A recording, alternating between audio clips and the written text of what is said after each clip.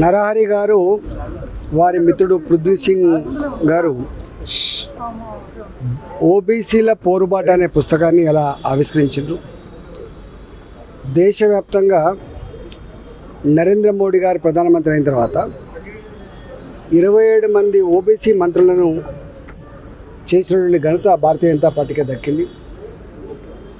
మొట్టమొదటి రాష్ట్రపతి వారి నాయకత్వంలో ఒక దళిత బిడ్డ, రెండవసారి అవకాశం వస్తే ఒక ఆదివాసీ అడవి బిడ్డని చేసి అన్ని వర్గాలకు ఒక విశ్వాసాన్ని కల్పించింది మోడీ గారి ప్రభుత్వం.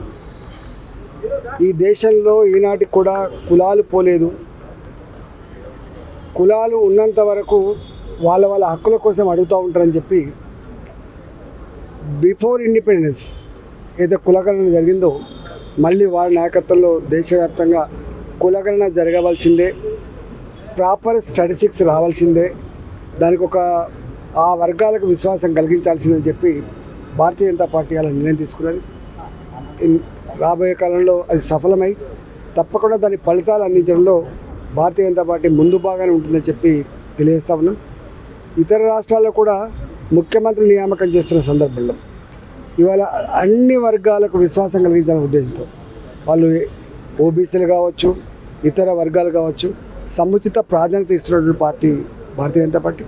రాబోయే కాలంలో అంతరాలు తగ్గకుండా సమస్త సంపదలు అన్ని వర్గాలు అందించినప్పుడే దేశం ప్రశాంతంగా ఉంటుంది, దేశం పురోగమిస్తుంది. తప్ప లేనట్లయితే సంపూర్ణమైనటువంటి అభివృద్ధి సాధించలేమనేటువంటి విశ్వాసం ఉన్నటువంటి వ్యక్తి మోడీ గారు.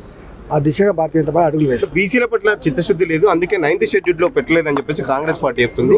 మా బాల్ ఇప్పుడు కేంద్ర పరిధిలో ఉందని చెప్తున్నారు. 42% రిజర్వేషన్ ఇక్కడ ఇష్యూ వెరీ సింపుల్.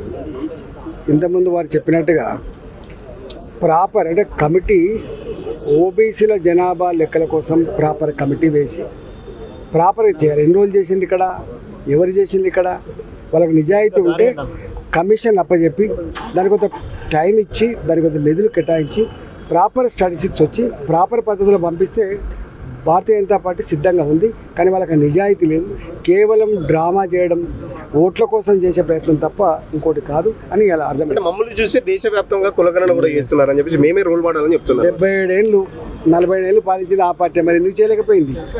ఇవాళ మాటలు కోటలు దాటుతాయి, కాళ్ళు మాత్రం తంగేలు దాటవు. వాళ్ళ ఆధ్వర్యంలో ఎంతమంది కేంద్రంలో ఓబీసీ మంత్రులు ఉన్నారు. ఇంతెందుకు ఈ దరిద్రం, ఈ రాష్ట్రాన్ని పాలించిన పార్టీ భారతీయ కాంగ్రెస్ పార్టీ. ఒక్కనాడైనా ఒక ఓబీసీ ముఖ్యమంత్రి చేయని పార్టీ వాళ్ళు మాట్లాడితే దయాలు వేదాలు వల్లించినట్టు ఉంటుంది.